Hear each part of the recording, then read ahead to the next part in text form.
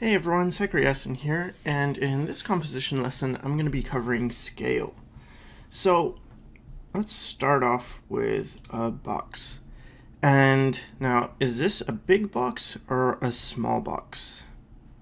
I don't know.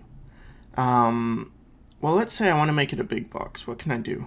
Well, one of the things I could do is alter the perspective. So I've just brought the vanishing points closer, and then it feels like it's a bigger box because of the distortion that's happening. What else could I do? I could just make the box bigger on the page. But in the end, there's still no real way of knowing whether this is a big box or a small box. So let's just assume it's a big box, but then how about now? Now it's a small box.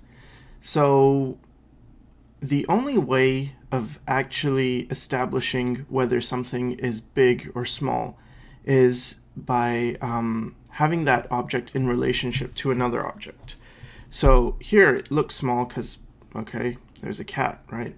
It's like, okay, we generally know how big a cat is, and then so now this appears small. But here I've switched it, so I've put a bunch of people, added some clouds, and now this looks like a big box. So pretty much, that's the big point about scale, is that if you want scale, make sure you have things in relationship to it. So if you want something to be big, have other things that maybe normally appear big, have those around it and have those small. And that just gives you a way of knowing the size of things, and especially people, because we know how big people generally are. So when we see a person, then we can tell, like, okay, this box is pretty big because compared to it, the people are this big. And this box is, just don't know. So again, the thing with scale is everything has to be in relation to everything else.